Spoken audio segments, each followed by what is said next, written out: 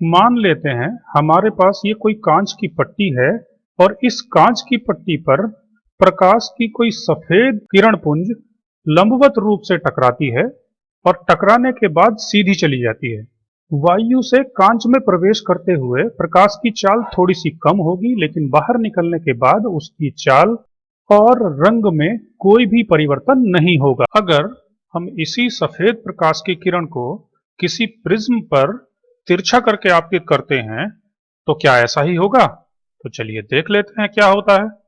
मान लेते हैं ये कोई हमारे पास प्रिज्म है और कोई प्रकाश किरण इस तरह से इस पर टकराई और कुछ इस तरह से चली गई। तो आपने देखा कि कोई भी प्रकाश किरण इस बिंदु से टकराने के बाद बहुत सारे अलग अलग रंगों में बट जाती है। इस घटना को हम नाम देते हैं प्रकाश का वर्ण विक्षेपण। तो आज का हमारा टॉपिक है प्रकाश का वर्ण विक्षेपण या प्रकाश का परिक्षेपण। तो देर किस बात की, चलिए शुरू करते हैं। यदि कोई सफेद प्रकाश की किरण किसी प्रिज्म पर टकराती है तो वह अपवर्तन के बाद अपने अवयवी रंगों में बट जाती है। सफेद प्रकाश का अपने अवयवी रंगों में बटने की इस प्रक्रिया को हम कहते हैं डिस्पर्जन ऑफ लाइट, यानी कि प्रकाश का वर्ण विक्षेपण या प्रकाश का परिक्षेपण। तो चलिए जल्दी से इस परिभाषा को लिख लेते हैं।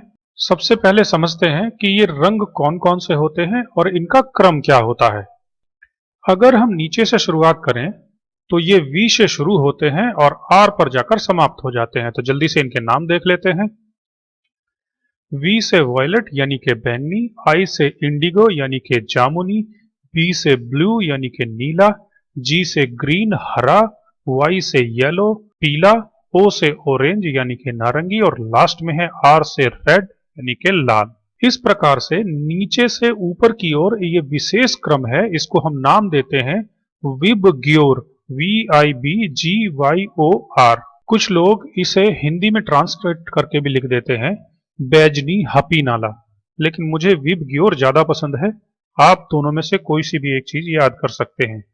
अब भौतिक विज्ञान में मेरे लिए दो प्रश्न बहुत महत्वपूर्ण होते हैं। किसी भी घटना के पीछे हम अगर दो प्रश्नों को लगा दें, पहला है क्यों और दूसरा है कैसे। यानी कि अगर कोई भी घटना हुई है तो हमें पता होना चाहिए कि ये क्यों हुई है और कैसे हुई है। तो चलिए जानते हैं इसके कारणों को। असल में ये जो सफेद प्रकाश आपको दिखाई दे रहा है, ये सफेद रंग बहुत सारे रंगों का मिश्रण होता है। जो इस प्रकार से सारे के सारे रंग दिखाए गए हैं, चूंकि हम जानते हैं कि निर्वात अथवा वायु में प्रकाश की चाल 3 लाख किलोमीटर प्रति सेकंड होती है और यदि प्रकाश विरल माध्यम से किसी सघन माध्यम में जाता है तो उसकी चाल में थोड़ी सी कमी आ जाती है। और खास बात यह है कि जो बैंगनी प्रकाश होता है उसकी चाल में कमी सबसे ज्यादा आती है और जो लाल रंग होता है उसकी चाल में सबसे कम कमी आती है। इसीलिए प्रकाश के सभी रंगों के लिए किसी भी माध्यम का अपवर्तनांक अलग अलग होता है। इसे हम n बराबर C/V के माध्यम से समझ सकते हैं। यहाँ n वायु के सापेक्ष पदार्थ का अपवर्तनांक है, C निर्वात अथवा वायु में प्रकाश की चाल है और यहाँ पर जो V है वो उस माध्यम में प्रकाश की चाल है। अब चूंकि मैंने आपको बताया है कि प्रत्येक रंग की चाल किसी भी माध्यम में अलग अलग होती है, इसलिए उस माध्यम का अपवर्तनांक भी सभी रंगों के लिए अलग अलग होता है। अब हम इन सभी रंगों में से किसी एक रंग को लेकर इस घटना को समझने का प्रयास करते हैं। मान लेते हैं ये कोई लाल रंग की प्रकाश की किरण है जो इस प्रिज्म पर इस बिंदु से टकराती है और टकराने के बाद चूंकि इसकी चाल में सबसे कम कमी आती है, इसलिए लाल रंग की यह किरण बहुत थोड़ी सी विचलित होती है। यदि मैं इस लाल रंग के साथ इस बैंगनी रंग को और मिला दूं तो हम देखेंगे कि बैंगनी रंग की चाल में बहुत ज्यादा कमी होती है, इसलिए इसका विचलन लाल रंग की किरण से बहुत ज्यादा होता है। अब अगर हम इस घटना में सभी रंगों को शामिल कर लें तो लाल रंग का विचलन सबसे कम होगा, बैंगनी रंग का विचलन सबसे ज्यादा हो जाएगा और बाकी सभी रंग इन सब के बीच में होंगे। इस प्रकार यदि कोई सफेद प्रकाश किरण किसी प्रिज्म से टकराती है तो हमें बहुत ही सुंदर और ब्यूटीफुल पैटर्न प्राप्त होता है। अब इस घटना को समझने के लिए हम कुछ सूत्रों का सहारा ले लेते हैं। इस सूत्र से हमें पता चलता है कि यदि किसी माध्यम में किसी रंग की चाल बहुत कम होगी तो उसके लिए माध्यम का अपवर्तनांक ज्यादा होगा, और चूंकि जो वॉयलेट लाइट होती है, बैंगनी रंग होता है, उसकी चाल कांच में सबसे कम होती है, इसलिए उसका अपवर्तनांक सबसे ज्यादा होगा। और अगर उसका अपवर्तनांक सबसे ज्यादा हुआ तो उसके लिए विचलन कोण का मान भी सबसे ज्यादा होगा, क्योंकि NV का मान सबसे ज्यादा होगा तो उसमें से एक घटने के बाद भी सबसे ज्यादा ही बचेगा। इसलिए बैंगनी रंग के लिए विचलन कोण का मान सबसे ज्यादा होता है और लाल रंग के लिए विचलन कोण का सबसे कम होता है।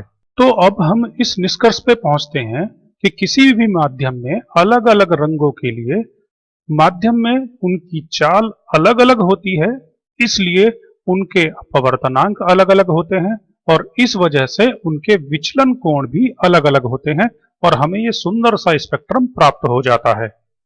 इस समय जैसा कि हम सभी जानते हैं कि ये जो श्वेत प्रकाश है वो विभिन्न रंगों का मिश्रण होता है, परंतु शुरुआत में इस चीज को लेकर काफी विवाद रहा। कुछ लोगों का मानना था कि प्रिज्म से ये जो हमें रंग प्राप्त हो रहे हैं, ये प्रिज्म अपने अंदर से उत्पन्न करता है, प्रकाश के अंदर अपना कोई रंग नहीं होता, वो सफेद ही होता है।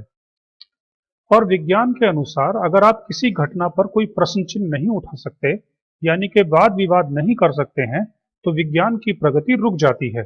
और इस विवाद को सर आइजैक न्यूटन ने एक छोटे से प्रयोग के द्वारा हमेशा हमेशा के लिए हल कर दिया। इस प्रयोग के अंदर उन्होंने एक दूसरा प्रिज्म पहले प्रिज्म के सामने इस प्रकार से रखा कि पहले प्रिज्म से निकलने वाला जो रंगीन प्रकाश था वो इस दूसरे प्रिज्म पर पड़े, तो दूसरे प्रिज्म से जो निर्गत प्रकाश था वह पहले की तरह सफेद पाया गया। उन्होंने बताया कि पहले प्रिज्म के द्वारा इन रंगों को अलग किया गया और दूसरे प्रिज्म के द्वारा इन सभी रंगों को पुनर्संयोजित करके फिर से सफेद प्रकाश बनाया गया है। अर्थात प्रकाश के अंदर ही ये रंग होते हैं, प्रिज्म के द्वारा उत्पन्न नहीं किए जाते। अगर हम किसी मोटे लेंस के ऊपर के और निचले हिस्से को देखें तो ये कुछ कुछ प्रिज्म जैसे लगते हैं, यानी कि मोटे लेंस के ऊपरी हिस्से और निचले हिस्से से प्रकाश का वर्ण विक्षेपण होगा और इस तरह से कुछ रेखाएं बन जाएंगी। इसका दूसरा मतलब यह है कि अगर लेंस पर कोई श्वेत प्रकाश जो अलग अलग रंगों का मिश्रण है वो टकराता है तो लेंस के द्वारा बनने वाला जो प्रतिबिंब है वो एक बिंदु पर नहीं बनने वाला है। अब ये अलग अलग रंगों के वर्ण विक्षेपण के कारण एक बिंदु से दूसरे बिंदु तक फैला हुआ बनेगा और उसके किनारे रंगीन होंगे। इस घटना को हम क्रोमैटिक एबरेशन या वर्ण विपथन के नाम से जानते हैं। तो चलिए आखिर में इसे एक लाइन में समझ लेते हैं कि जब कोई श्वेत प्रकाश किसी मोटे लेंस से गुजरता है तो लाल रंग से लेके बैंगनी रंग तक सभी रंग अलग अलग बिंदुओं पर फोकस होते हैं और इस परिघटना को हम कहते हैं वर्ण विपथन।